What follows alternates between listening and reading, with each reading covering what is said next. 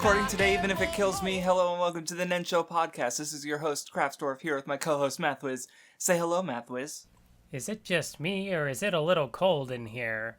It's Frieza. Yeah, I'm not funny. I'm gonna leave. It's been fun. What would the Nen Show be without lame jokes from both parties?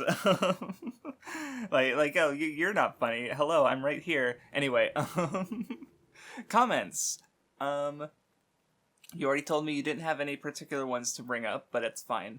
So Dojin mentioned that apparently, like, the afterlife being a bureaucracy thing was also a thing in Journey to the West. So, I mean, I'm sure it was obviously, like, I mean, I guess it probably would have been contemporary for the time. I actually don't know how old the novel is. I assume it's particularly old.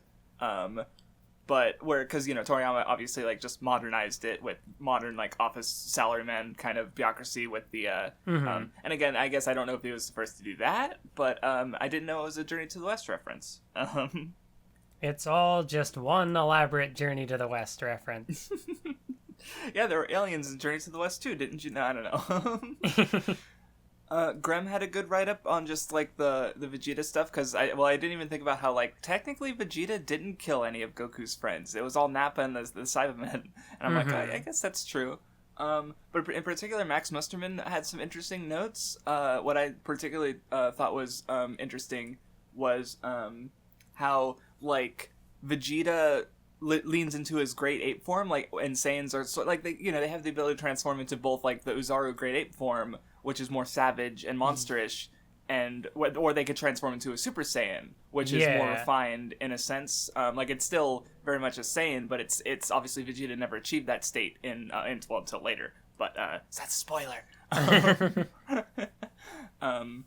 And especially, like, what he mentioned about how, like, this, you know, Saiyans, as Vegeta knows them, they remove their weak elements. They get, you know, like Goku was sent to conquer Earth, and he presumably, you know, he probably would have done so fairly easily because, you know, if he had his, you know, mind.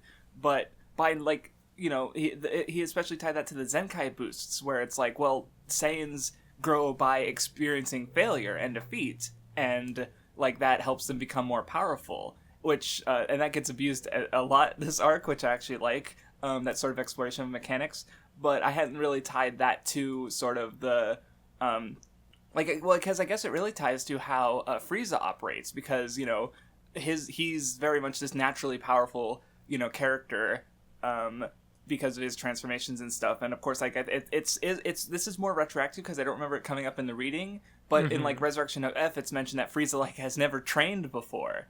Right, he is just, like, all this incredible power is just completely natural.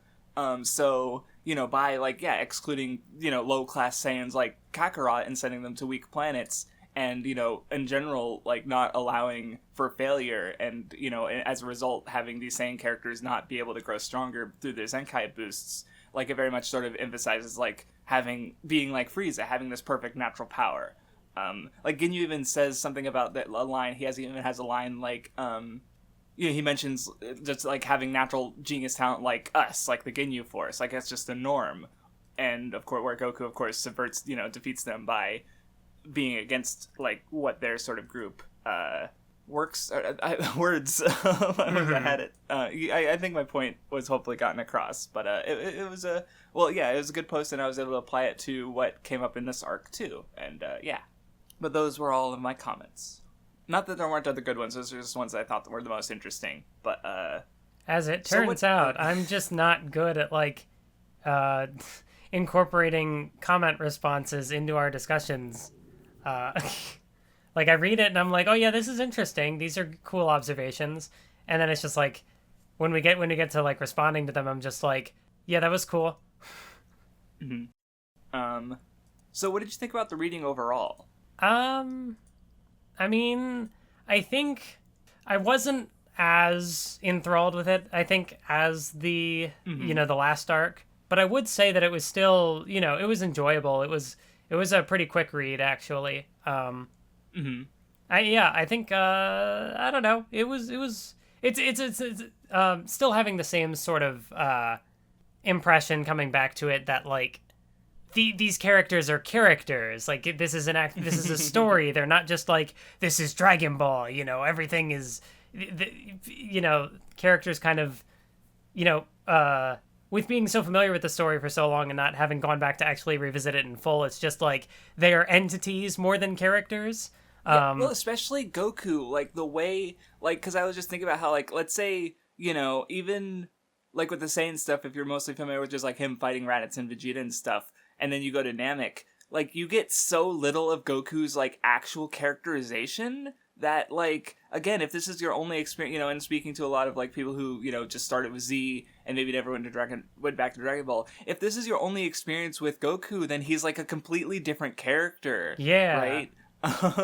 Like when he's making these righteous speeches to Frieza about how he's about how much of a shithead he is, and I'm just like, yeah, this is Goku, like this makes sense for his character, but it's also like this isn't Goku in the same way, right? Like it doesn't quite represent his character. Like I would say like his fight with Piccolo Jr. is like a really good representation of his normal character, because he's able to have more fun in that fight, right? Yeah. Which, that doesn't mean like, oh, this is out of character for Goku, obviously, but it's just like, as far as like getting across who Goku is as a character, right? Where, the Z portion, he is different in that sense, and it's just like, it makes sense as a logical progression, but it's just like, you're missing so much if you don't experience Dragon Ball, the original. Yeah, even I think the thing that I had like thought of, as just like another tangent thing, is like, oh, Goku bad dad. Like going through the Frieza arc still, it's like, okay, I guess he's separated from his son, and his son gets into dangerous situations, but like the dude was in the hospital and then a galaxy away. What was he supposed to do? What did he do wrong? Right, like, and yeah, but Gohan even says, like, he respects Piccolo about as much as his dad. Like, he sees them both as important, older male figures in his life. But, especially, and, like, because I don't think he sees Goku again until, like, he comes, like, yeah, they have basically just the 3 years in the android time skip. But it's like, and of course the 4 years before the Saiyan saga. So, but like, yeah, most of the time Goku's just like hospitalized or dead, and it's like, or just away, and it's like, well, it's not his fault. Like, I understand how it became a meme. It's just, a bit of a, is dishonest a strong word? But, I don't know. But anyway, getting to the reading, so they were, they pick up from the Saiyan fight. They realize that the Namekian Dragon Balls are likely to be a thing. And with King Kai, they're able to find the planet. There's a whole sequence I completely forgot about where, like, they talk about how Kami and his past, like, coming to the planet, and, like, with his spaceship and stuff. I think it's also, like, I don't know if I'd be able to describe any of these particular instances, but there have been like multiple times throughout, more specifically I think the Z readings, that just coming across scenes, and I can almost for certainly say that like I don't remember the dub covering these elements, or something where it's like, I don't remember these details coming up, or like I might have remembered like Mysteria Fusion referencing things in Dragon Ball Dissection, but I was like, it just completely, I don't know, it's just like adds different context to scenes that maybe I wasn't familiar with before, or right, I don't know, something about definitely like going through it, everything connects a lot more cohesively as opposed to just the perspective I had on Dragon Ball up to this point, I guess. Yeah, and one especially because, like, I think Toriyama and some of the things he says gives the impression that he is like a whimsical writer. But I also saw it was like it was included with some art that he did talking about how, like, I think it was called like a visual history of Dragon Ball or stuff like that. And I only saw like a few panels from it, and one thing he mentioned was how like the Goku alien retcon kind of worked really well, all things considered. But one thing he also mentions is that, like, even though it appears that maybe I don't think about this story, I actually do think about it quite a lot. And I think this chapter really, of, like, going into Kami's ship really, like, shows that. Because, yeah, he does, retroactively decide that, Kami and Piccolo were of alien origins. But here he is like explaining, okay, here's how that happened. Here's like how it makes sense in this story in a way that also like goes forward with the story, right? Because by having this ship, they're able to like, send out Bulma and everyone to space so that they could start the arc off properly. Like, like it's perfectly fine. And I think like especially just like that's just kind of how writing works. Sometimes like he's building off the old stuff, and yeah, he didn't like obviously story like not all stories are planned from the beginning, and it's silly to assume that all of them need to. And I think like all things considered, it's fine. Like honestly my biggest issue with it is just like the start of this arc has a lot of words, and I'm just like like I do like the Namek arc overall, but it definitely picked up for me when like Goku enters the picture, I think. And I don't know, like not that the earlier stuff was bad, like there's definitely good stuff there. I was just like, this is fine, and then like once Goku comes in and it really starts getting into the fighting, I suppose, that's when I'm like, yeah, I'm liking this a little bit more. That's interesting, because I think for me, going through this arc, like I thought it started off really strong and interesting, and then, not that I wasn't interested in the fighting aspects of it, but like, I think by that point, I just kind of run out of things to say, because it's like, yep, fighting sure is happening. I think it was like around the point where, like the Ginyu stuff happens, and then the stuff with Frieza. I don't know. By that point, I think like I was just like reading it, and I was reading it. I don't know if I was really having much to think about with it. Okay. Well, I also split up my reading across like 3 days. Like I read the first portion, then I read like the Ginyu stuff, and then I read the Frieza stuff. So maybe you were just like, because you read, how much of it did you read yesterday? Like 50 chapters? Yeah, so it might have been like a lot of fights in quick succession, which you have historically, not been into, and apparently Dragon Ball is not proving it different, but maybe it's also just part of it that you like just read so much in such a relatively short period of time, that maybe it just, it didn't stick with you as well, perhaps? I don't know, just a suggestion. Or not that it didn't stick to you, I don't know, I feel like, I don't know. But anyway, I kind of skipped ahead a bit there. Was there anything else you had to say about, like, just the sort of getting into space portion? Like, Gohan having his little moment where he sort of tells Chi-Chi that, he wants to do this and he wants to bring Piccolo back to life. That was nice, but I was wondering if you had anything to say.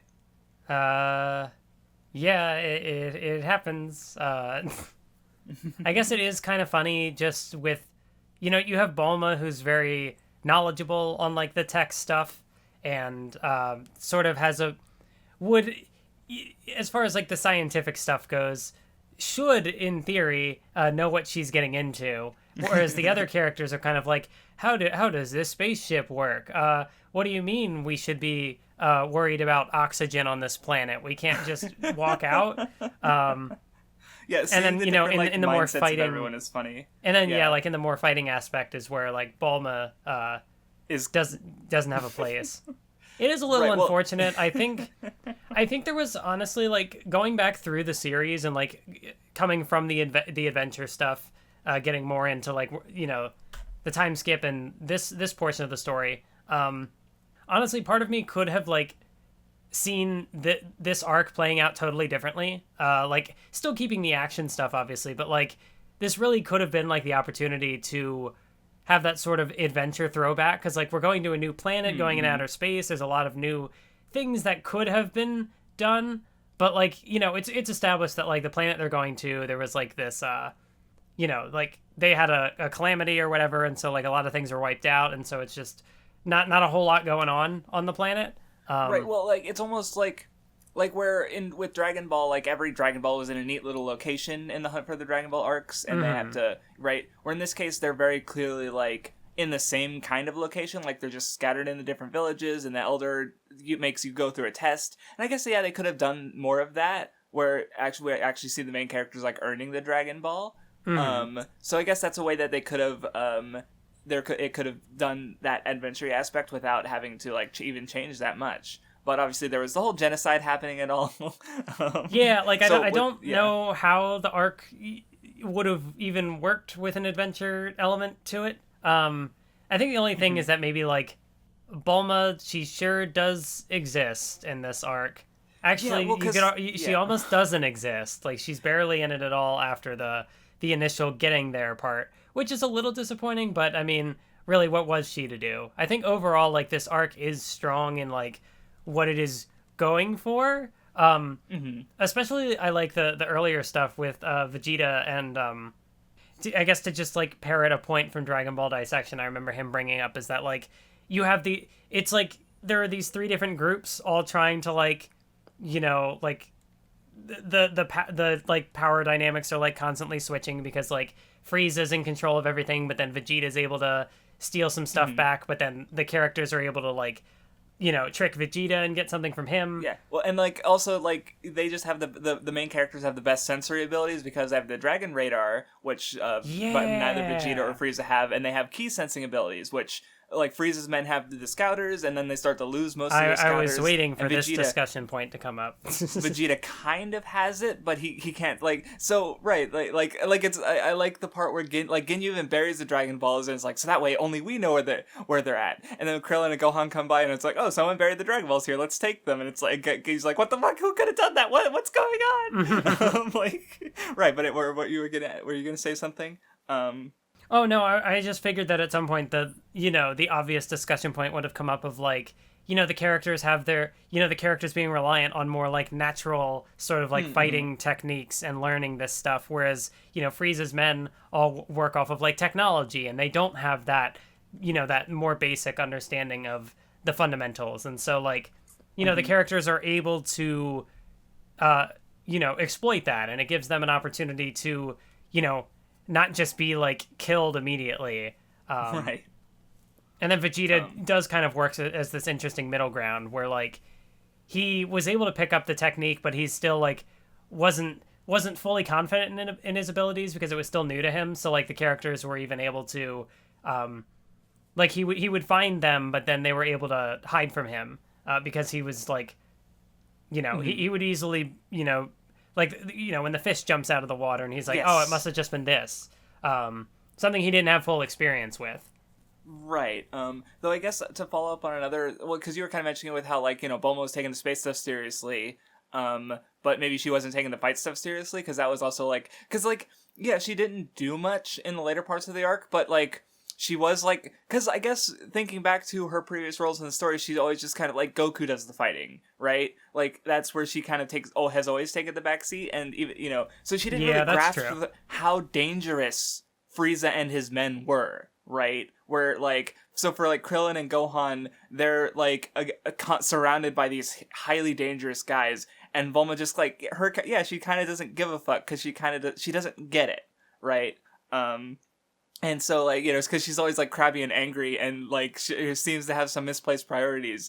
But it's, like, you know, it's just so fitting to her character that, like, you know, yeah, I guess, maybe her having a more of a role would be nice. But, I guess, you know, like you kind of said, it makes sense for what the arc is going for. It was kind of funny, like, every time, especially, like, once Goku got there, and every time they would come back to Bulma, she's like, when's Goku gonna get here? Or, you know... She's just like, is he here yet? Is he here yet? Because, like, she never sees him on the planet.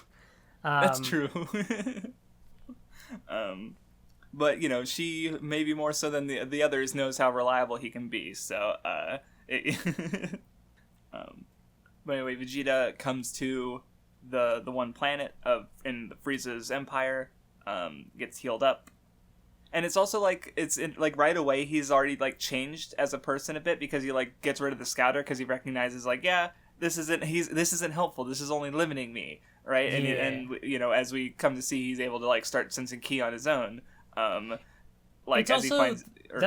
that detail is also interesting because in the Saiyan arc, Raditz was the one who made the mistake and relied too much on it. But even at that point, like, Nappa and Vegeta weren't so beholden to like their data and their scouters that they did abandon, you know, they were times, aware that you know that the scouters at that point weren't going to help them, and so it is, I guess, sort of like an interesting lead in to this arc where characters will not have that same self-awareness, right, because that does consistently prove to be a weakness in the Frieza army.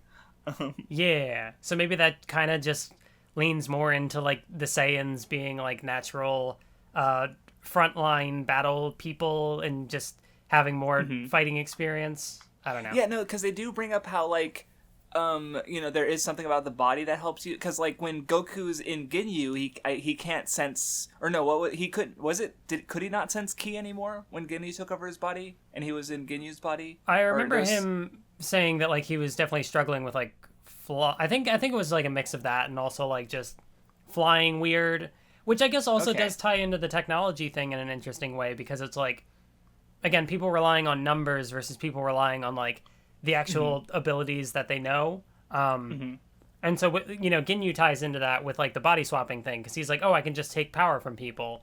Right. But he doesn't know how to use it. Yes. Which we'll talk about later. Also, I was kind of wrong because I mentioned I have the Visbig editions that, I get color pages. I definitely have pages in here that are like, they're shaded like color pages, but they're still monochrome, black and white. So I don't know why I have some color chapters, but not other color chapters. But I only noticed it in this reading. So I'm like, oh, never mind. I mean, maybe it's, I don't know why. Is it a printing cost thing? Because Dragon Ball just has so many fucking color pages because Jump, holy shit, stop working this man so hard. But, yeah, I don't know. But anyway, they land on Namek. And yeah, like, she's, like, checking the atmosphere, and then Gohan and Krillin are already outside, like, idiots.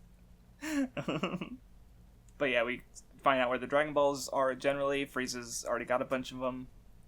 Gohan and Krillin take out some of Frieza's men who show up.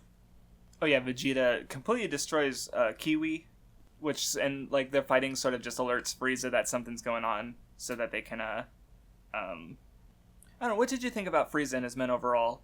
Did you have any thoughts early on or in general? Yeah, I liked the dynamic with him and Zarbon and Dodoria.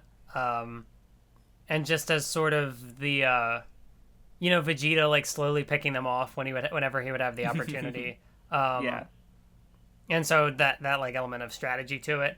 And I don't know. It was neat. I think I had like some diminishing returns with some of the Ginyu members, which was a little surprising to me because, having experience with the characters before, but, like, I think definitely of that group, like, Ginyu is the most interesting in terms of, like, how he played off of, like, the themes of this arc.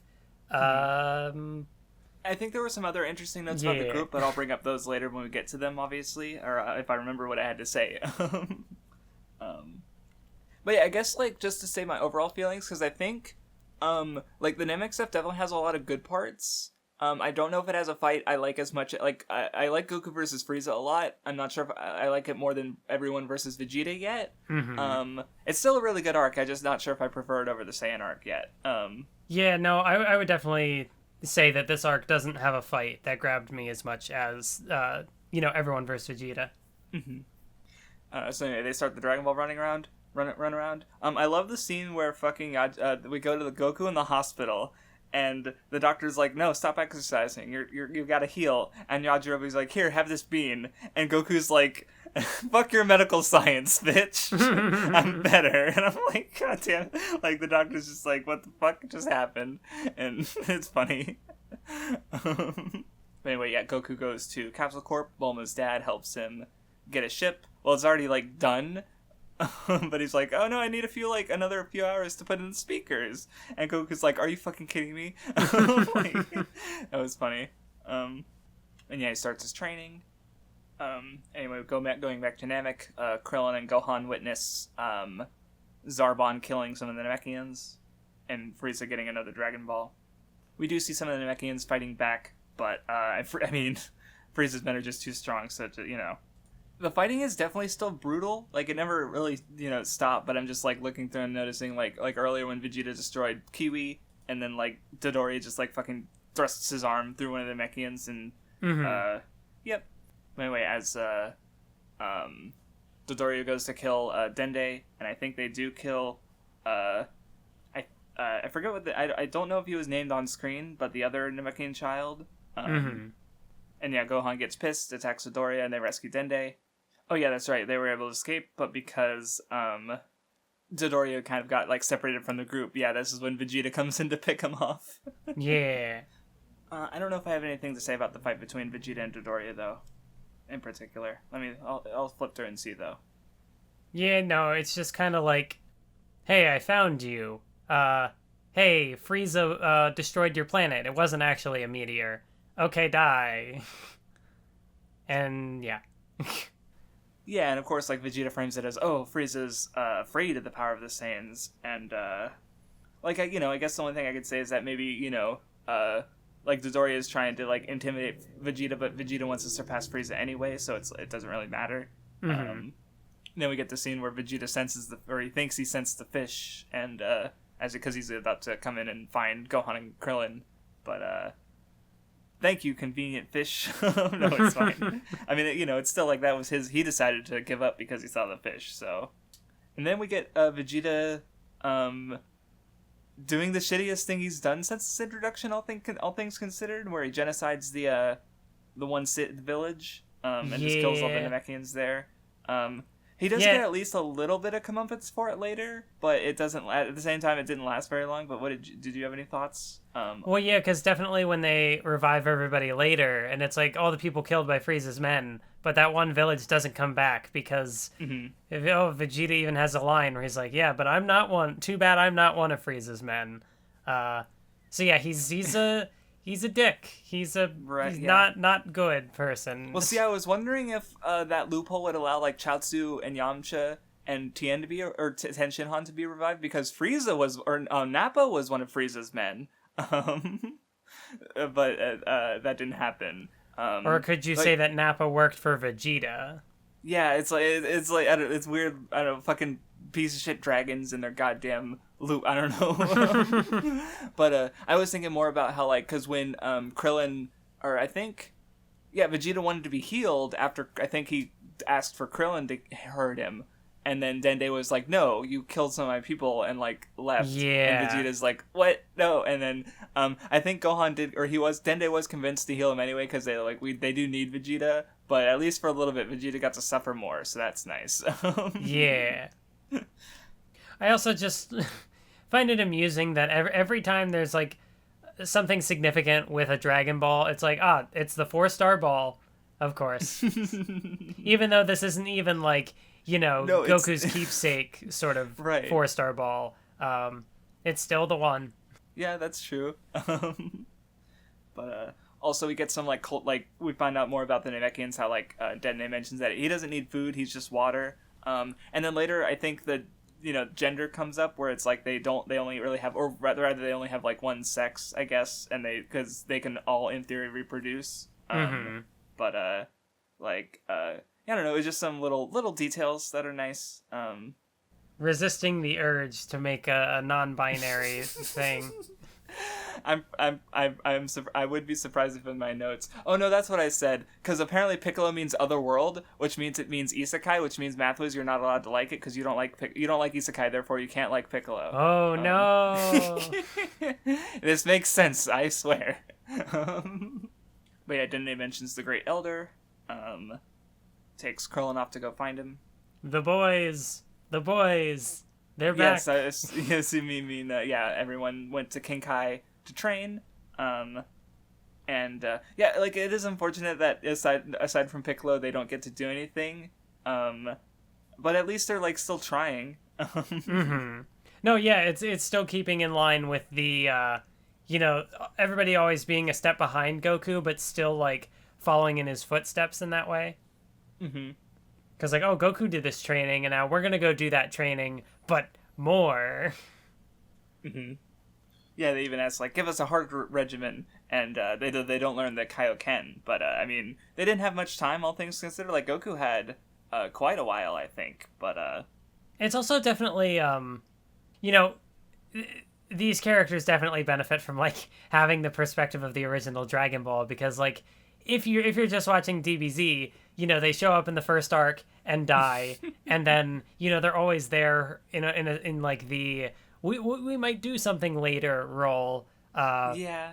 Whereas, like, And you then, know, yeah. seeing the context of them, like, before, I see it definitely being more as them, like, just kind of, just even by circumstance, just kind of slowly being phased out of the story. But they're never, like, you know, it hasn't felt disrespectful yet to where it's just like, man, these characters sure are doing nothing. Like, yeah, because when you think about it, like, Yamcha, even in the Red Ribbon Army arc, he didn't actually come in and, like, do much until they went to Baba and to get the fortune, right? So it's like, they're always kind of like, you know, even in the Dragon Ball stuff, they were just kind of generally, like, shifting in and out of the story. Yeah, at this point, it's like, you know, and even, like, there was the part where Oolong and Puar, I think they were at Capsule Corp, and they were like, hey, I thought we heard Goku, and he's like, hey, he's already gone. I didn't even say goodbye. What? I thought we were friends. Like, right? Like, they just get a little nod, more or less, but, you know, they're even more minor, so it's like, yeah. Anyway, Kai warns Goku about Frieza, and Frieza's getting, Goku's getting a little excited about it. Like, damn, he's really that strong. I mean, he still, you know, he did seem like he would follow the promise. Like, he even said, like, you know, I don't, even if I don't fight him, like, it doesn't hurt to get stronger, right? But you know, as things turn out, he does fight them. Big surprise. Oh, then we get Vegeta versus Zarbon. I did actually take a little bit more from this fight, but what did you think about it? They fight.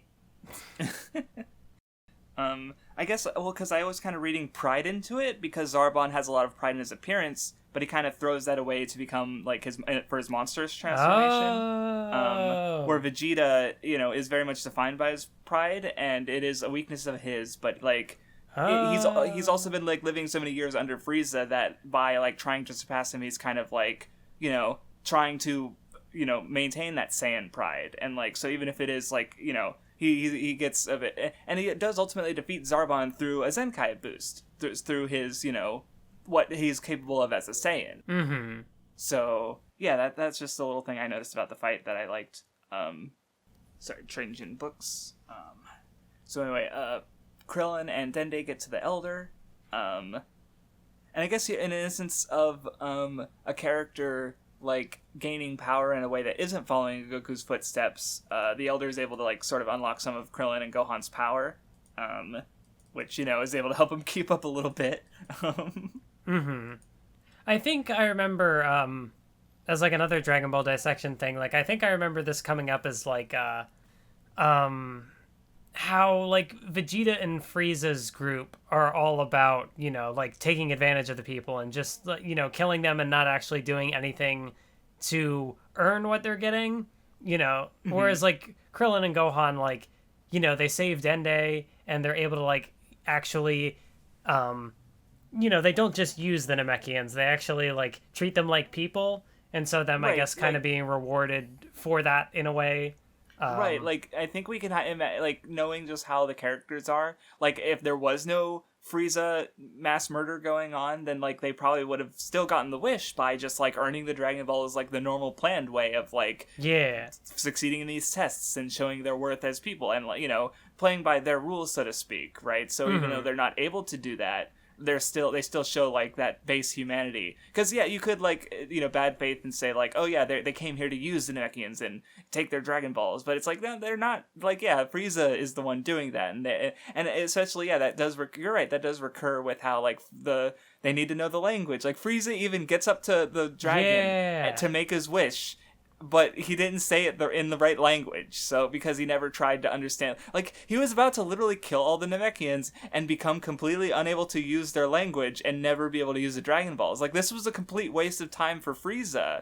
Not just because it failed, but even if Goku never and everyone never showed up, he would not have been able to succeed, because all the Namekians would have died. And like, yeah, so you know, that is, and yeah, so Krillin and Gohan getting this power boost, yeah, that does kind of feed into them not being evil and being, like, good people instead. Yeah, that's a good point. Vegeta got taken to Frieza's ship by Zarbon, and he sort of wakes up and does a little, like, he like tricks them and uses their inability to sense ki and throws the Dragon Balls away. Like, it completely outplays them. Yeah, it's also kind of cool, like the part where he, like he can't fly away because he knows he's not strong enough to like, get away from them in that sense. So he has to be sneaky and, like he swims through the water and gets away that way. So, that's also cool. It's in a sense of, I don't know where I was going.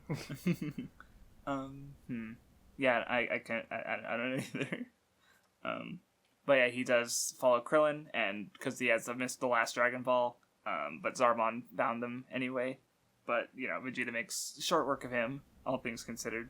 This is kind of the one instance where like all three of the groups are then like thrown into this same conflict. Like you even have like Krillin and Bulma on the sidelines, and they're like, I guess it's it's too much to hope that this is the handsome hero coming to rescue us. So it's in a sense where they're like watching these two people like duke it out, and it's like, can we hope that they just like kill each other? Like there's no one to root for. Right. It's like worst case scenario is whoever wins just kills them anyway, and it's fucking Vegeta, and they're both like too strong to reasonably deal with. So it's like yeah. But anyway, Vegeta, they just give up the Dragon Ball, because of course as we Gohan was able to find the one that Vegeta hid. Also, I like the little moment where like Gohan is literally holding the Dragon Radar, and he's like, "This is a watch," and Vegeta's like, "Wow, your print of a planet can't even make a watch a decent size," and then he just like knocks him out, and it's like, "You fucking idiot!" Like, there's this pride getting the better of him, right? Like, so yeah. And of course he goes back and wait. Where's my Dragon Ball? See, I actually remember this scene more for Dragon Ball Abridged, which hasn't come up that much. But like their particular take on that scene is just like if that like, and there's a lot of good jokes in Dragon Ball Abridged. I haven't seen it in a little while, but for some reason this one in particular. And normally I've been pretty decent about like not remembering or not it hasn't like ruined or parts of it. Oh, that's the wrong word to use. But like for this one in particular, I just like I can help think about they took the Dragon Ball, especially because I forget the voice actor name for who did Vegeta, but like his scream is just really good. Lanny. Yeah, and then that comes like I feel like it. Yeah, that came up. That was like a recurring a joke later because I think. Yeah, because they like flash forward to like the Future Trunks thing. Yeah, that was where it. He's and in the future, and you just hear Vegeta screaming in the background, and it's like, "Daddy." And it's so weird. But then of course like when they do the special later, like they don't address it in the special, like none of the characters are like what, but like you still hear the scream. See, I forgot about the joke with Future Trunks, but I did remember it like just being audible in the background when they did the Trunks special. Yeah. So because that's what I was thinking about when I was remembering the joke, where it's just like because it just can't. I forgot that happened in the episode though with the daddy. Like that's funny. Yeah, like if I remember correctly, like, the Team 4-Star group isn't very fond of like the first season that they did because they were still really new with what they were doing. But like the Frieza arc sort of definitely being where they kind of started to find their footing and figure out like what works and what doesn't for them. I might rewatch it one of these, like after we read Dragon Ball. The Nen Show podcast on Dragon Ball Z Abridged. The funny part is that is not the only time that we have discussed, at least the two of us, like watching abridged content, but that's unrelated to Shounen manga. Oh no! Why must you remind me of my past mistakes? But anyway, yeah, they outwitted Vegeta, and yeah, like I guess going back to what we were talking about earlier, like it does sort of it makes this for this interesting balance of power because like Krillin and Gohan have the most like sensory capabilities, so they're able to like be sneakier and dodge around things because they're better at hiding stuff. Where Vegeta, he's strong enough to pick off some of Frieza's men, though obviously he's completely outmatched when it comes to Frieza himself. But and then of course Frieza generally like has the most power, like in just like manpower and fighting ability overall. But they suck the most when it comes to sensory abilities. So, anyway, then we get another cut to Goku training, and where it turns out he's like instant, like he's not doing it on, like he doesn't recognize the Zenkai boost ability that he does have, but he's sort of like unintentionally doing it. And I think that's also important because it kind of comes up later where when he's fighting Frieza, he says that, like, he may have been, he may consider himself an Earthling, but he is a Saiyan. And so a big part, like, where in the Saiyan arc, Goku's conflict was, he is Goku of Earth fighting against Vegeta, who's claiming that he is a low-born Saiyan, right? Like, fighting by who he is and who he has become rather than, like, who he was originally defined by. But here he's more accepting of his Saiyan heritage as he fights against someone who only defines himself by his heritage and, like, his natural power. So, so him getting these Zenkai boosts and sort of incidentally using his Saiyan heritage to grow stronger is, I don't know, it's good. And I do like when mechanics that are, like, in the setting are, like, exploited and used by the characters. So in this case, it's like, like Vegeta willingly taking damage to use it later on. I don't know, I like it. But anyway, Vegeta finds Gohan and Krillin. Then they get to then he follows Gohan to the Elder. And then, of course, like, it definitely takes a shift for Vegeta when he finds out that the Ginyu Force is here. Because, like, he thinks, I can wish for immortality and then I can beat Frieza. But then once the Ginyu Force is coming, it's like, oh, fuck. I can't beat them because there's too many of them. And at that point, they quickly decide to work together. So it's definitely this shift in the arc. Yeah, this is where, like, I'm not sure. Like, there are certain elements unique to the Ginyu Force that I think, make them worth being in the story. But also at the same time, I kind of don't like what they end up doing with like, what they end up meaning for Goku. That, like, he shows up and he's able to do his strong display of, like, whoa, I'm so far above everybody else, and I'm the hero to save the day. But then, so, like, Toriyama does that twice in this arc, where, like, Goku shows up after so much build-up and beats everybody, and then gets taken out again and is out of the story for another good bit, and then comes back again to be the hero and be super strong and save the day. And it's like, I think that's part of where, like, the Ginyu Force almost feels like a little unnecessary. But, like, I don't know how I would even want that to be, like, reworked. I don't know. I don't know, because, like, I at the end of the day, I'm fine with, like, I mean, I guess that if there's an issue with them, it's mostly that, like, Jason Berta, see, it's like, okay, I know some of the names have, like, been changed in this translation versus what I'm used to. So yeah, because it's like, changed, but at least, like, it's more that I'm just used to different ones. Yeah. They're all more like food puns, but definitely, like, those didn't necessarily translate over to, like, the dub names that right, like, that I'd be even used it's to. not even just the Ginyu Force. Like, I'm for Kiwi, I was used to him pronounced like Cui, like Kui or something like that, which I guess I can see why that would become Kiwi if written in katakana and then, like, read as a food pun, especially when it comes to, like Apul is one of the other Frieza men whose name I remember. And, like, so, but it's like, with Butter, it's like, oh yeah, Butter, but I'm used to him being called, like, Berter or something like that, and then Goldo instead of Gerd, so, like, my brain's, like, I'm just like, it's just so many of these names, I'm so used to, like, certain translations of them that just seeing them like, you can't change this name of this character I've known for 20, no, they're not major characters, like, no one remembers Kiwi. But, like, I definitely think with the Ginyu Force in particular, I had that feeling where it's like, these aren't the names I recognize.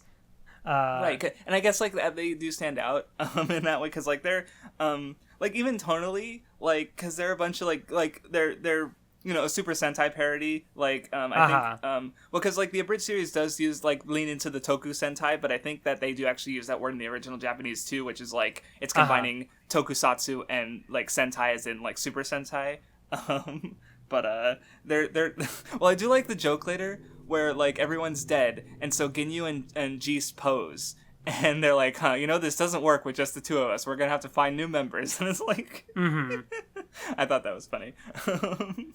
Whoa, the Tokusatsu nerd likes the Toku characters? Whoa. Yeah, I mean, I don't know. I like I don't know what maybe it was because I'm a tokusatsu, but even then it's like I guess what I don't like I just or more like I finding the more toku themed jokes funny, I guess. Yeah, I guess that's true. Yeah, but and ultimately like I was cool with what they offered, like in some of the ways they contrasted with like the main characters, even especially Vegeta in the past. Like getting to the fights, like the way they start out the fight is very similar to how Vegeta and Nappa started out the fight, where they kind of turn it into a game of like one-on-one fights, right? Which of course Vegeta, he's learned his lesson, because I love how like Gerd has like time stopped or telekinesis stopped Gohan and Krillin, and Vegeta just fucking murders him, and it's like, oh, like Vegeta's like, nah, I ain't playing your fucking games. You see, now that you point that out, I immediately like them more, because I hadn't even considered it from the lens of like a parallel to the Saiyan arc stuff, and how like it does start off as kind of a game, but now for Vegeta, the shoe's on the other foot. Right, he's in that position that he put the Earthlings in, you could say, which is a way to frame it that I hadn't thought about actually, because he's like facing down this overwhelming force that even though he's become stronger, like there's no guarantee that they're going to be able to do anything about it. So right, and that's the thing is like even if there are like based on like a Sentai group, they're still very much like evil pieces of shit, and like when Gerd gets killed, they're just like, oh well, that happened. They're more concerned about the pose being thrown off than anything else. Right, like they're a team because more for aesthetic reasons, not for any actual camaraderie in their group, right? And yeah, I guess like Gerd does at least like he stands out to me at least more than Jis and Buddha do, because like he has weirder powers. Like he's almost more like Chaozu in that way. But he doesn't last very long anyway, so it's like eh. But yeah, I guess also Raccoon stands out a little bit for me, because like part of it is because like he's kind of like the Nappa in that sense of comparing it to the Saiyan arc, because he just like fights the main characters for the longest time before Goku shows up and beats him, but also he just like gets brutalized. But even though he gets brutalized, like unlike Nappa, he never like loses his composure. I feel like he acts kind of the same. Like even with like the one part I think in particular is when like he does his like mouth cannon, and they hit him and like it explodes in his mouth and his teeth are fucked up, and he's just like, but he just takes it all in stride. Like it almost makes him more intimidating in a way. Like even after Vegeta does his first attack, his armor's wrecked, his clothes are torn up, and he's still doing a goofy pose. And it's like he's this really goofy character, but like again, just that way he just completely like rolls with all the damage he's taken, and just continues to be Raccoon. Is I do think it makes him intimidating in his own way, I suppose. Yeah, like, of the non-Ginyu members, I think he definitely stands out the most. But he is also just the one you get to spend the most time with. Right, which is, yeah.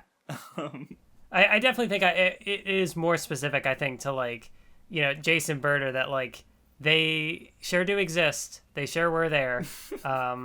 Right. Yeah, like what's Buddha's thing? It's like, I'm the fastest guy, and I like, which I guess I like Goku's line where it's like, well, maybe you were the fastest. Like he's being a smug piece of shit, and I love it, because Goku's faster. But other than that, it's like, yeah, they exist. Like Jesus is like the one who survives the longest. Like that's his claim to notability, I suppose. Yeah. But yeah, Frieza gets all the Dragon Balls and they can't do shit. Like there's even a big panel where he's drawn in like with like close up with extra detail and stuff, and Dragon Balls grant me eternal life and youth, and then they don't do shit. So yeah, I really like the way this is like a really minor detail, but I like the way that Toriyama conveys like Goku's speed. That like, he arrives on the planet, and then you see him, like, leaving the ship, and then on the next page, he's, like, blowing past, like, Jason Birder, and it's like, whoa, he got there fast. Yeah. Well, I don't know, it's... No, yeah, it is, well, because we even saw, like, Krillin, after he got his boost from the Guru, the Elder, I forget what he's called actually. Now my brain is mixing up terms from different translations again, probably. But like because now that he has more power, he's able to go faster, right? Like he mentions, like, whoa, I can fly, get there in like less time. But Goku's like not only conveying his speed, but also by conveying his speed this way, it just like immediately shows that he's gotten like notably stronger. So yeah, it's good. I'm also like just thinking about it more. I think like Jace just had my like favorite character design of the group, like as a kid. The aesthetic character. No, but then like he's not interesting at all. Okay. So that's, I think. Well, aesthetic characters were never about how interesting they were. It's about how aesthetic they were. But usually they were interesting in some way beyond aesthetic. I know. I just think it's funny because that's like I'm almost like want to say that's a dead Nen Show meme at this point, because like. When was the last aesthetic character? Like I'm in the desert starving for more Mathwiz aesthetic characters, but I haven't gotten any since. We just need to cover Ranma 1/2. That's what it is. Oh, there we go. Then we got plenty of aesthetic character right there. Like I guess Chitu was your last aesthetic character, right? Because like Carlos was the closest from Joe. Kanikamon was like anti-Mathwiz aesthetic. Soul Eater was like all Mathwiz aesthetic. Gintama ? What was that manga that we read? And Mathis is like, I don't remember reading a manga named that. Who? Who's Tao Pai Pai? Who's Gintama? I don't know. Yeah, so it's just like, and you made a whole video on Chitu, so it's like maybe that was the peak of the aesthetic character meme, and it's just a dead meme now. I don't know. But yeah, like Goku, I guess like yeah, he does come back twice, but compared to later with Frieza. Like, I do really like this, like, smug Goku, where he's just, like, because he can tell, like, yeah, you guys aren't shit. And so, like, he's just got a cockiness to him that's fun to see, because he just, like, immediately defeats Raccoon, and, like I said earlier with the line where he's like, yeah, I guess you were the fastest in the universe, but it's not anymore. But yeah, and I guess this does show up with Frieza later, but I do like how, like, when Goku is stronger... Like, he doesn't abuse that strength. He regularly says, like, you can give up at any time. Like, he gives them an out, right? So that when he beats the shit out of him, it's not like he's a, like, a bully or anything. And even though, like, they're pieces of shit who, if they, I don't think I'd question it, but Goku still... gives them that out because he's using his strength like wisely. Like that's a whole martial arts thing, right? Is like you don't use it to attack the weak. You're a defender. You're not right. You don't use your strength well, and so Goku's very much like even against these evil people who don't deserve mercy. I would probably emotionally say that he's still nice, all things considered. Oh yes, yeah, I forgot because I remember they do the pose, Ginyu and Jis. And I forgot how mad Ginyu gets after that, where it's like, oh, we can't do our pose anymore? This guy doesn't know what he's in for. Like, that's what pisses him off. Oh, yeah, and I also do like how Ginyu is also like, he was already said to be the strongest, but, like... Because there was the whole bit where it's like, what? Our scouters still say that his power level is only 5,000. How could he be, like, this strong? And Ginyu, like, immediately was like, yeah, I think he's just, like, changing his power level so fast that the scouter doesn't actually, like, recognize it. Like, he's also noted to be more intelligent, basically. So... And yeah, you kind of already mentioned what's neat about his part of the fight where he takes over Goku's body, but,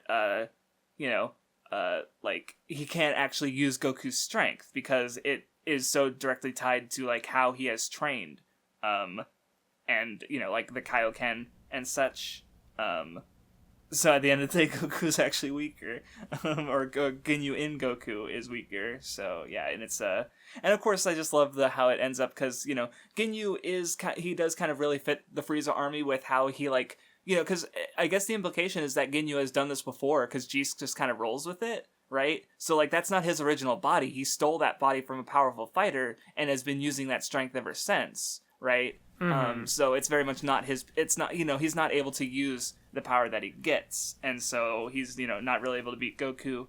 And then, ultimately he ends up in a frog, and dies when the planet gets destroyed. So, rest in peace. Yeah, I don't know. I like the Ginyu Force overall. Thinking back, a couple of them aren't very standout, but I don't know. I was satisfied with their role in the story. Oh yeah, you also get the little bit with Nail fighting Frieza. That doesn't go very well. No. But yeah, Nail's just kind of a character that exists, I suppose. If I wanted to be,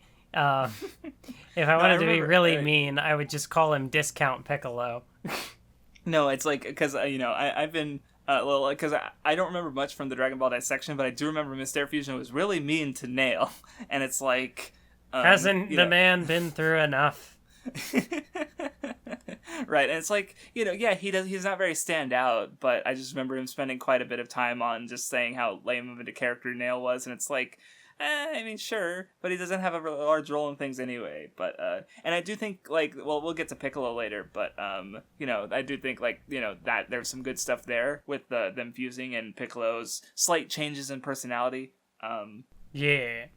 Oh man, I just realized, by saying, oh yeah, the Ginyu fight happened, I'm like, I gotta skip a bunch of chapters ahead. The fights just go, they just go by so quick. Yeah, you missed Bulma. She was there for a hot minute. Yeah, did you have anything to say about Bulma being there for a hot minute? Well, better a hot minute than a cold minute. Yeah, because... but I don't know what... There's no punchline. Why am I doing the... I don't even know what that means!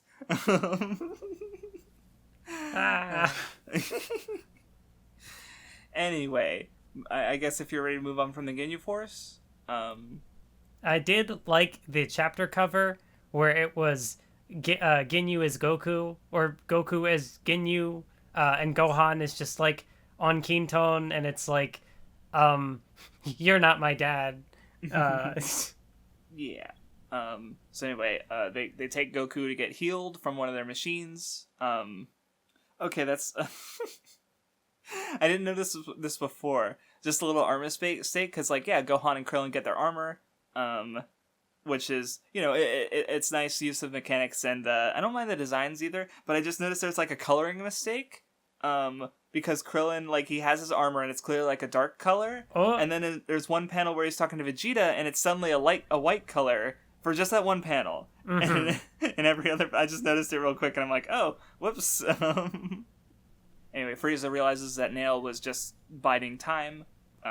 You know what? Actually, now that I think about it, because when you mentioned it being a light color for a second, it made me think of the joke of I think I remember this coming up in Dragon Ball Dissection even. It's Toriyama doesn't like inking things or whatever.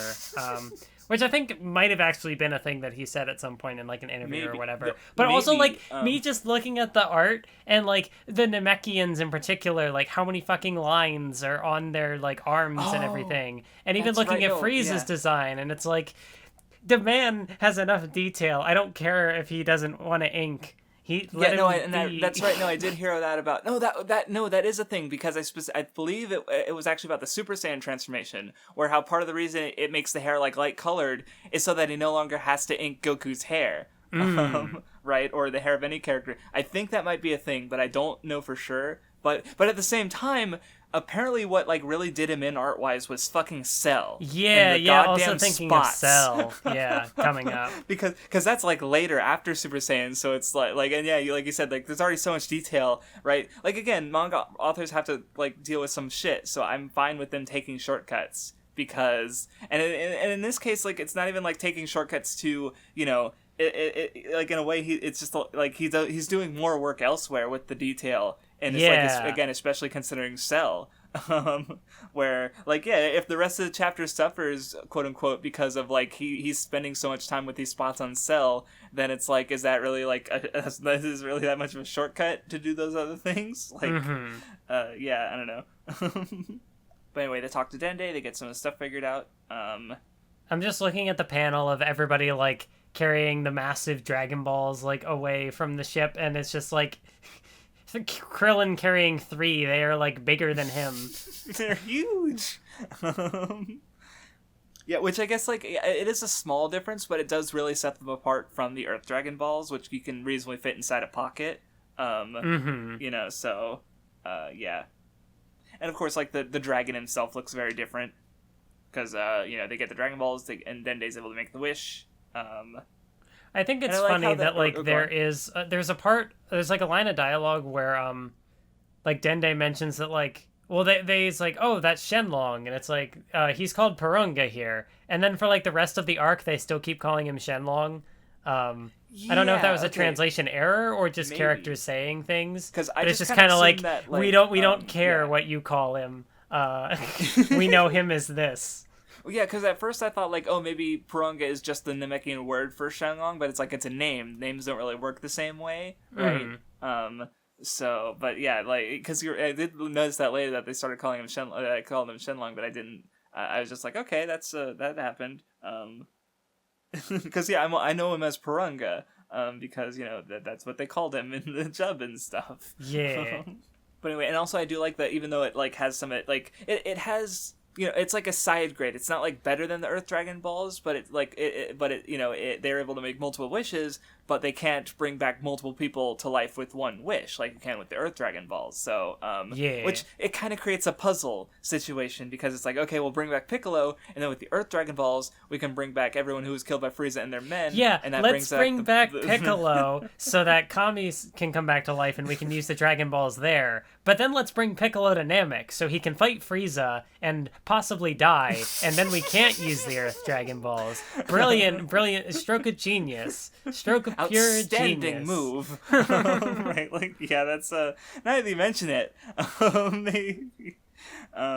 yeah, I mean, because Piccolo was confident and he was stronger, and of course, but like at the same time, if not for combining with Nail, you know, but anyway. No, yeah, it's like, it works for him because it, like, leads him to the realization that, like, becoming one with Kami and, like, becoming you know, getting his strength there. But also just me thinking back to the Dragon Ball abridged joke where it's like, with our first wish, let's bring Piccolo back to life. And he's like, yeah. And it's like, then let's bring him to Namek. And he's like, no! I need to rewatch it, because, like, I remember some of the jokes, but I didn't remember that one. I have probably I spent too much time watching too much DBZA, although I haven't done it in years, like, watch the whole thing start to finish, so that would be fun. And let alone since reading Dragon Ball start to finish, right? So it sounds like it'd be a good time. Though it's like, yeah, and it's funny that we haven't brought it up before now. Like, I think I'd mentioned the general idea of, especially, like, the Goku being a bad dad thing, which they lean into, but, like, maybe that is because of what you said, where it's like Namek was really found their footing, so that's where I remember the jokes a little better, and maybe it's also because it's more recent, all things considered, but I don't know. There's definitely some jokes that they do in the Namek portion that you know, they've even gone on record saying that, like, that was maybe a bit of a yikes. But, you know, just like internet culture evolving over time and right stuff, you know. But anyway, yeah, Piccolo comes back to life, and, like, yeah, they get their wishes. Vegeta even is like, wish me immortality for me, and then the Elder's like, and dies. Which, oh god, he was a whole character. Like, now that we're thinking about Dragon Ball Bridge, I'm like, oh yeah, they made him a whole character. Holy shit. Would be a real dick move to die right now. Oh god. But yeah, eat shit, Vegeta, I guess. No immortality for you. I also would like to kind of imagine the timeline where Vegeta does get immortality, but because he's just so much weaker than Frieza, he just condemns himself to, like, an endless hell of just being destroyed by Frieza. Yeah, I don't know. I feel like he would have probably earned that by himself. Out for him, but it's gonna suck until he gets to the Zenkai boost that gets... Yeah. Well, because that's the thing, because especially, like, okay, Frieza kills him, like, 50 times. Oh, finally, my Zenkai boost is stronger than Frieza. And Frieza transforms, and then, like, kills him another 30 times. And it's, like, it's just, like... That, yeah, it's gonna suck you for can the next, see like, the punchline for a joke setting itself up. Right. But anyway, unfortunately, calling the dragon alerted them to Frieza. or alerted Frieza to their presence, so to speak, and he enters the scene, and then we start like I do like you know I guess you could say the fight is like everyone versus Frieza, but for me the Goku versus Frieza parts really stand out. No, so there's that's definitely why, like a distinct difference between the everybody yeah. versus Frieza part and the Goku versus Frieza. Right. Compared to Vegeta, where it's like Goku's fighting him for like 4 chapters, or no, but probably a little bit more than that. But they, you know, it does feel a bit different. It's also like this part of the arc definitely the pacing of the manga compared to the abysmally slow way that the anime adapts it is very noticeable. Like I even remember like a minor element of it.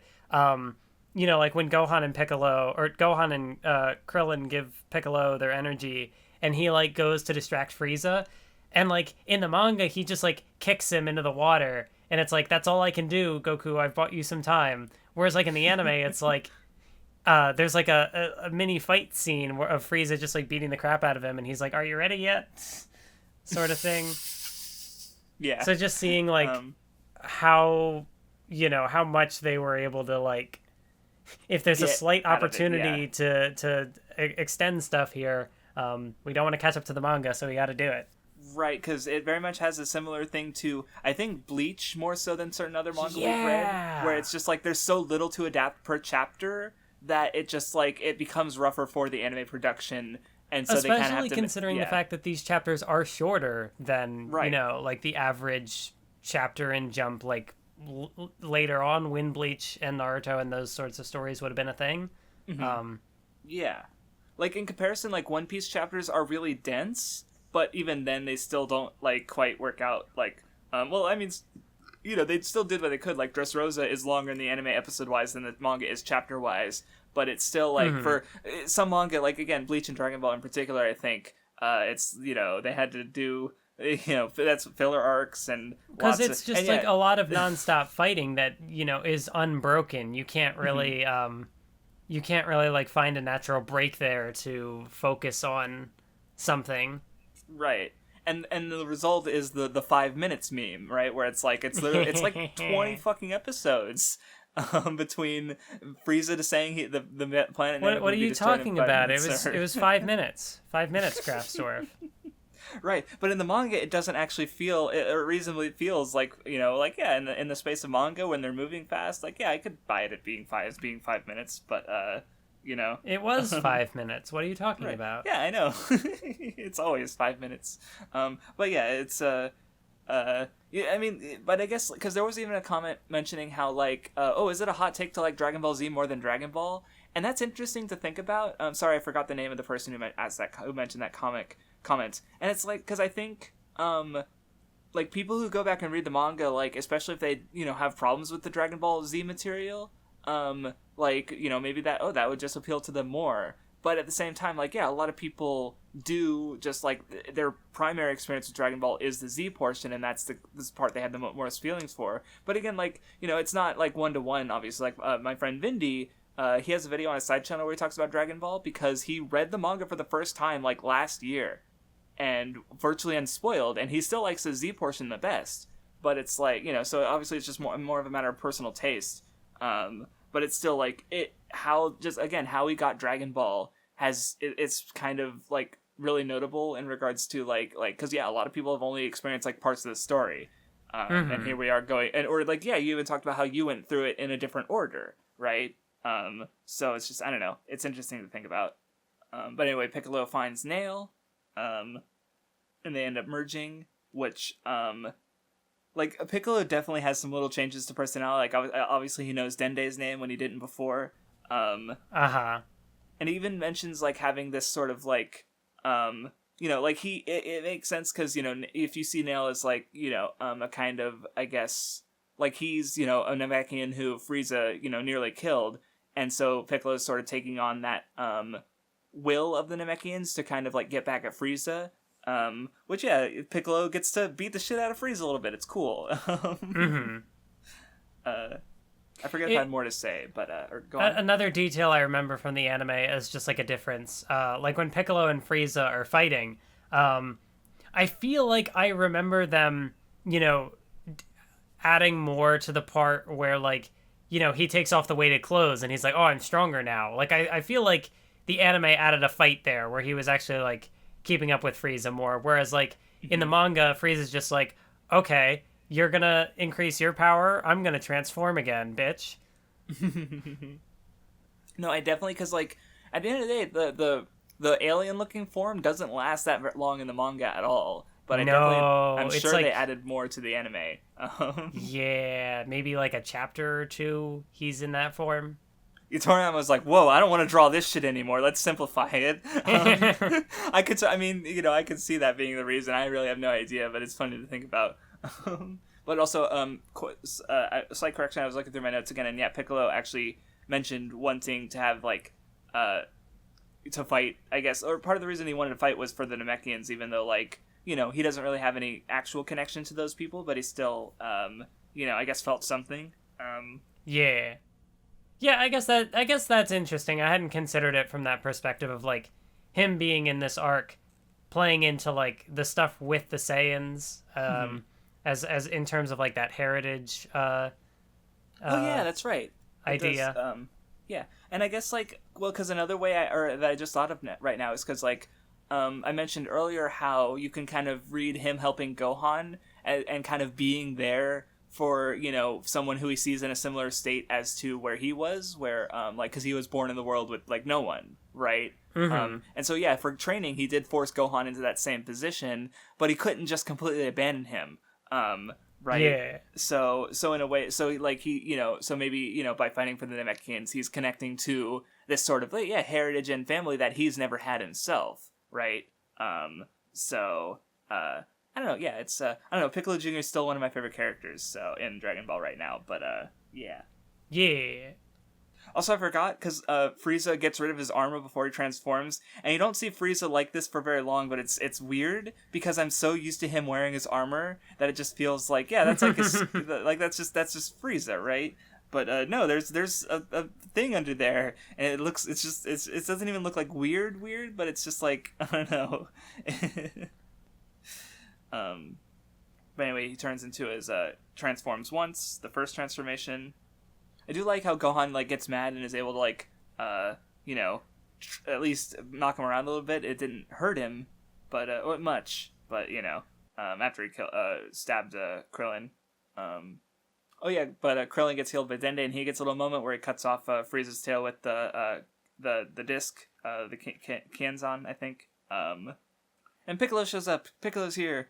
And it's nice because, like, Piccolo hasn't really, like, had a foe who he's been, like, quite on the same level with since, like, with Nappa, he was pretty much out, like, matched, right?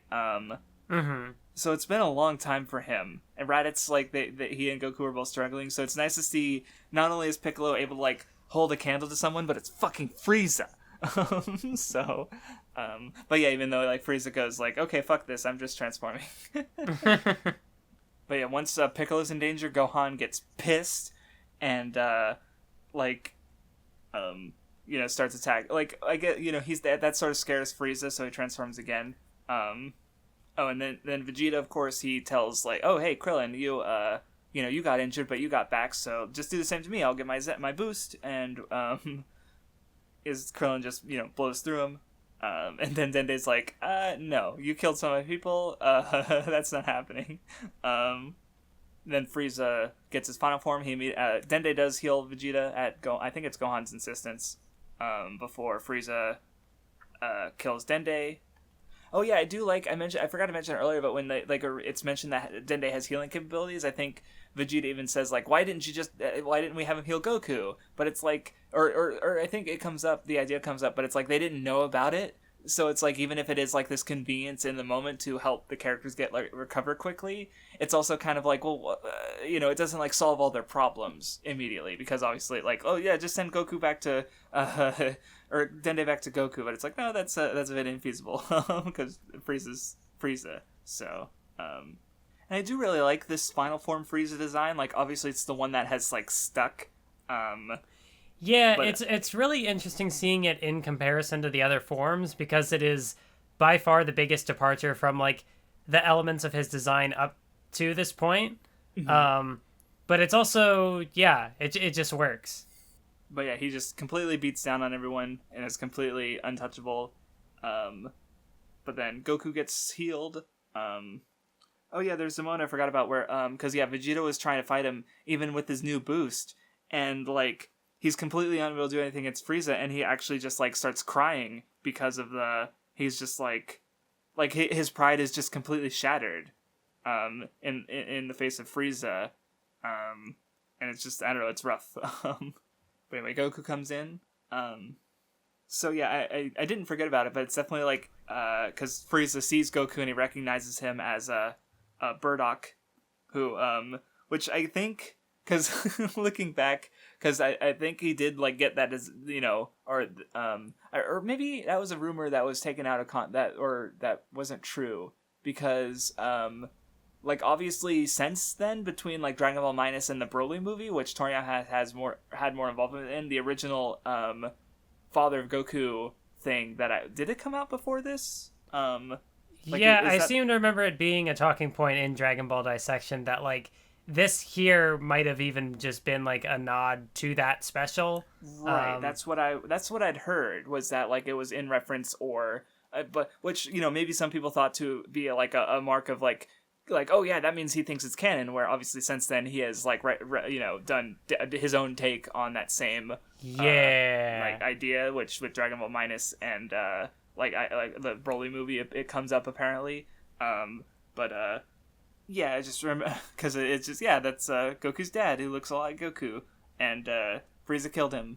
And then Frieza killed Vegeta. Yeah, well, because like Vegeta for like the upteenth time is like, yeah, Super Saiyan, and yeah, and like Goku's you know, able to like you know, at least hold his own against Frieza somewhat before Frieza kills him, and yeah, Goku gets mad because like in his eye, well, and I guess, you know, this goes back to like why he partly let like Vegeta off, and why he's even like doesn't like go out of his way to kill Frieza or anything, right? Because like they're both weakened and can't do anything, so he's like, okay, you know, they're helpless, right? Like he's not gonna attack someone who can't defend themselves. Yeah. So he gets pissed at Frieza for killing Vegeta. And of course Vegeta even is like literally like, you know, his pride is already smashed, so he just like begs Goku to, you know, for the Saiyan people, be the one to take out Frieza, and Goku's just like, for you to beg to me, like, damn. And that's, you know, but he decides that, you know, yeah, for the Saiyans and the Namekians, I'm going to destroy you, Frieza, and it's like, oh fuck, let's go. Goku's pissed. And yeah, there's some good stuff to the early parts of the fight, like Goku immediately recognizing that Frieza isn't able to sense energy, so he just like does some tricks and stuff.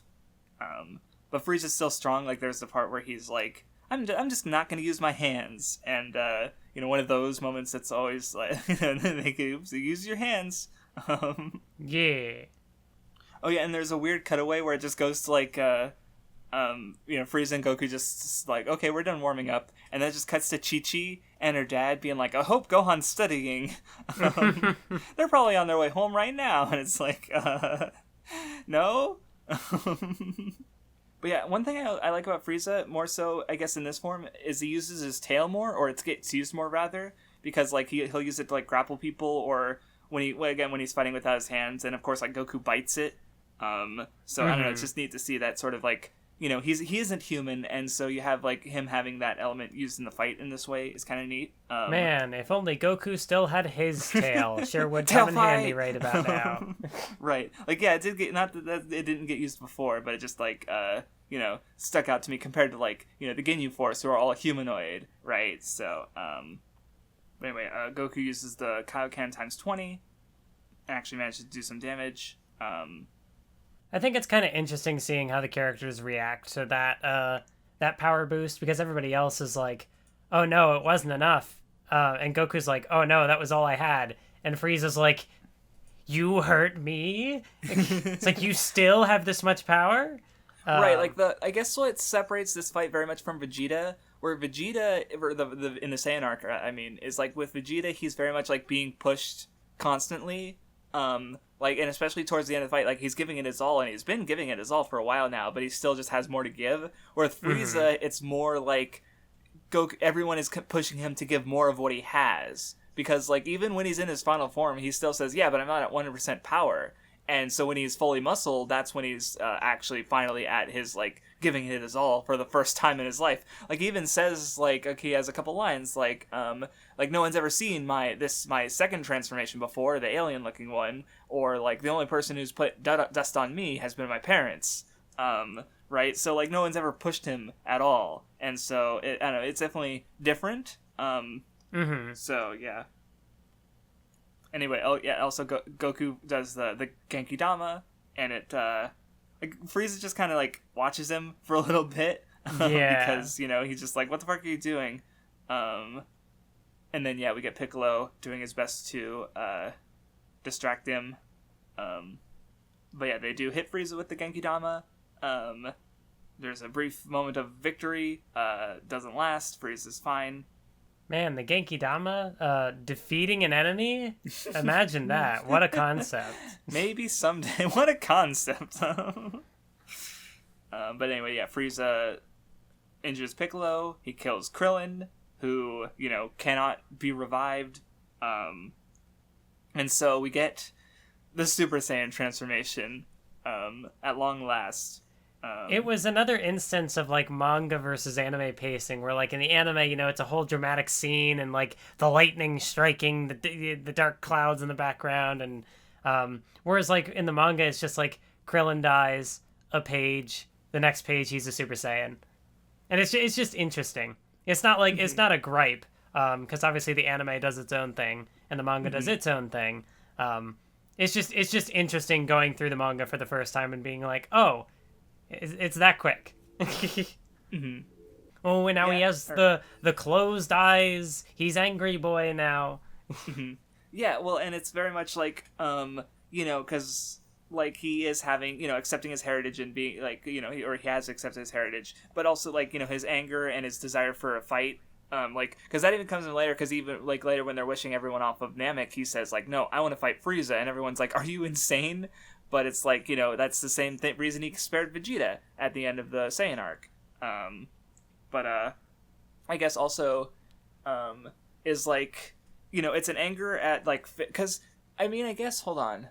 I don't think he's ever, like, had someone die in front of him because he was unable to help them. Like, he's been, like, with the Saiyan arc, you know, everyone, like, people died, but, like, the last one to die was Piccolo, and that was, like, right before Goku showed up. Right? Like, I can't think of an instance where someone has literally died in front of him because, you know, Goku wasn't strong enough to beat his opponent, right? So there's that, like, you know, so that's, I guess, maybe that's where part of the anger comes from, right? Where it's like... Yeah, because I feel like even going back to Bora, Goku hadn't fought Tao Pai Pai yet.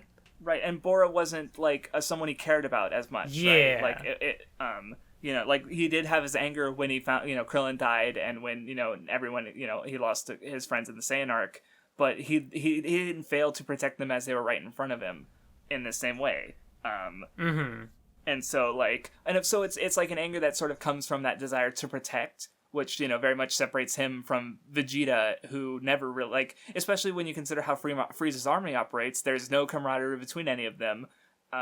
You know, like, you know, as mentioned by the Max Mustang comment, is they very much kind of, like, expel the weak, rather than, where Goku, yeah, he was a low-class Saiyan, but how Saiyans work is that if they lose and are defeated, they get stronger, or they can get stronger, and so Goku very much has, like, used it, like, he used that ability more and became stronger than Vegeta, right, so it's like, you know, he's, like, the Saiyan, I guess the Saiyans compromising and using, like, their Zora forms and working under Frieza was what kept them from becoming Super Saiyans.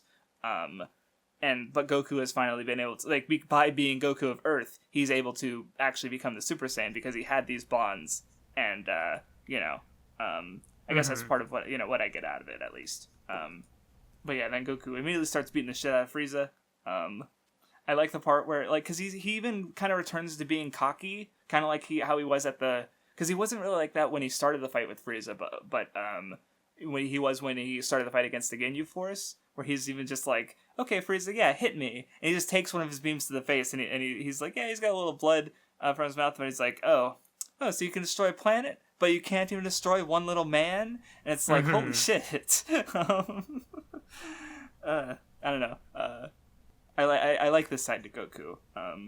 Yeah. But yeah, then Frieza destroys Namek, or he gives the time limit starts rather. Then he boosts himself up to 100% to defeat Goku. But yeah, they do the Dragon Ball thing. Like I said, they bring everyone back, so they're able to wish everyone off of the planet. I felt bad for Chaozu because it's like they're talking about how they managed the wishes, and because they mentioned how like Yamcha and Tien aren't gonna be able to come back, and Chaozu's like, well, I'd be dead. I'm still dead either way. I'm just like, well, that's that sucks. Yeah, thinking back to the another DBZA thing where it's like, next time I get a free Sunday, because he'd already died twice, and it's like, sure, why not? Make it 3 times. But yeah, I also like how the fight kind of works out, because like Frieza's never been pushed that far. Like Goku has always been like doing his best and working to improve himself and surpass himself. But so when Frieza gets to 100% power, like he's able to beat on Goku for a little bit, but like Goku says, I quit.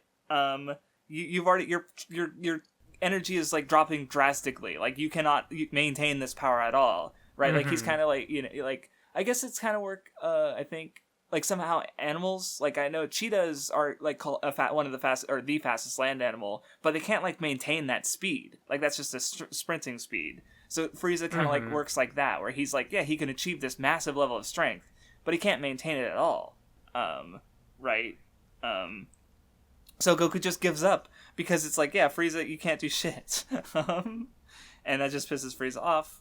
And I don't know, I do think it's like interesting from Goku with the way he just kind of like especially because like he gave up his chance to go to Earth with everyone to stay on the planet and fight Frieza. And then Frieza wasn't able to, like, match up, really. And so he's just like, I'm just gonna leave. And, and the way the fight ends is so perfect, because, like, with the, Goku leads the Kanzan into him, and he even says, like, no, don't get up, stay down. But Frieza, like, refuses to acknowledge or listen to someone he considers lesser than him, so he does get up, and he gets cut in half. But then he like continues to be a piece of shit, and he's like, no, please. And Goku gets pissed, but he still gives him the energy. Yeah, I really like the panels where you just like see the internal struggle with him, where he's like, like help you the way you helped everybody who begged you for their lives, and you can just, even in the panel before that where you see he like doesn't want to, but at the same time that's just like in his nature to not, like help people who need help, sort of thing. Right, like, and yeah. And I like the joke from Dragon Ball Dissection where it's like, and he just shoots a ki blast at him and kills Frieza. Oh, no, wait, he actually gives him energy. Because that's a thing he can do. Yeah, well, yeah, I mean, I get. Oh, yeah, well, speaking of that, there is earlier where he like does the martial artist like mind reading thing with Krillin and like figures everything out. Yeah. But I mean, I feel like it's kind of like the same thing that happened earlier where Piccolo sort of gets Gohan energy from Gohan and Krillin. It's just like through an energy blast instead of like a direct hand contact touch. Yeah. So yeah, it is a little weird, but but yeah, it's like maybe like. Most optimistically speaking, if Frieza had, Frieza has been dropped to a level he's never had before. Like, he's never given it all, and so he's never failed either. So it's like, you can say, like, maybe by Goku, like, maybe he could become a decent person, right? Like, it wouldn't be the first, but Frieza's a piece of shit. And he used that energy that Goku gave him to save him so that he could live. And instead, like, he tries to attack Goku from behind because he's like, no, I'm the strongest, you must die. And it, like... Goku just like, no, you, like, he doesn't even look like after he does it, he's just like, he just looks disappointed to me. You can definitely see like that sort of like sadness in his eyes that he's like, yeah, because he didn't want to have to do that. Like, even this horrible man who's been him and his men have been genocided like God knows how many planets, but it's still like that doesn't mean he wants to be the one to finish him off or kill him, right? But Frieza kind of forced his hand, so... And of course, you get the iconic line, "You fool!" It's good. And the other iconic line I thought about is when Frieza just mentions that Earthling he blew up, and Goku's like, "Are you talking about Krillin?" Like, it's like there's a lot of like iconic stuff in this fight, and for good reason. Anyway, Goku gets to the ship, but it doesn't work, and then he fucking dies. Yep, the planet explodes. Goku dead again. What a shot. Especially like the one page where it's like, I get, because I forget how they get around the you only die twice rule, because like obviously Krillin and Chaozu do come back to life even though they've been gotten killed twice. I forgot how that gets resolved. I assume, Kami does something, or they changed, because like later on they allow Shenlong to grant 2 wishes, I think, because it's like, well, you get enough out of use of these things, we might as well just change it. Or I think maybe I'm misremembering, I don't know, but I do like the page when the planet is destroyed where it's just like all white and with the debris in it. It's just really stand out. But anyway, I also like how, because after they're doing a sort of like discussion on Earth about what to do, and Vegeta's even the one who kind of suggests, that maybe they could... Oh, that's right, because he's like, hey, well, use one wish to bring the soul here, so that you can wish it back to... Because obviously the issue is like, well, even if they did wish Goku and Krillin back to life, they'd be in the middle of space and they'd die anyway. And Vegeta's the one who has kind of like a clear head, and is this, he's kind of like, well, just wish their souls back here and then bring them back to life. Mm-hmm. Which, of course, allows them to find out, hey, Goku's not actually dead. And I guess that's how they get around it, where they just use a different dragon to make the wish. But maybe they get around. I don't know how they get, if that comes up later, but we'll see. But yeah, I forgot it kind of like goes straight into the next thing, where it's like 1 year passes. Oh, Frieza's back, and he's brought his dad, and it's like, oh, that's where it ends. Okay. But yeah, I guess that about covers it, unless you had any other final thoughts on the finale of the Namek arc, or the Frieza arc. It really does do the typical shonen thing, almost more of like the shonen ending thing, where it's like big battle happens, and even more so, it like pushes through the Fallout stuff, just in like a couple pages. It's just like, okay, we brought them back to life, and then more time passed, and we brought more characters back to life, and we sent everybody to their planet. That was an arc. Look, Frieza's here. Right, so not as is typical, especially of the older series. Not a lot of cooldown time, but but yeah, I did like the Namek arc quite a bit. Especially it's good. And I'm really curious about Cell and Boo though, especially because like my friends who really like Dragon Ball really like those arcs, and where I know like I think like Dragon Ball Dissection, he is much less kind to those arcs, and not that not that he doesn't have legitimate problems with them. It's more just like he's not a fan. And I know with Dragon Ball Abridged is they didn't want to do the Boo arc, and I think part of that, or maybe they talked about it at length, but I vaguely remember something like, because like Dragon Ball is very much like a loving parody, or Dragon Ball Abridged is very much a loving parody. Where maybe with the Boo arc, if they also don't like it and have problems with it, then maybe they couldn't lovingly parody it, and so which is part of why they didn't want to do it. I don't remember if that's like just an assumption I made, or if they said something. No, that that was part of it. I do remember them bringing that up outside of just like them wanting to do like their own stuff, and right. That's mostly what not wanting to deal with Toei copyright gods breathing down their neck. Yeah. But so I don't know. I expect there to be like, especially like because Namek, I don't think I like it quite as much as the Saiyan arc overall. But it still has a lot of good stuff, and I think it also like the way certain things contrast, like as I mentioned, like for just how the Ginyu Force operates in a similar way to how Vegeta and Nappa did. Like they enhance each other, I guess, is what I'm trying to say. So it's a good arc, and Dragon Ball good. So that about covers it, unless you had any other final thoughts while I remember what chapters we're reading next time.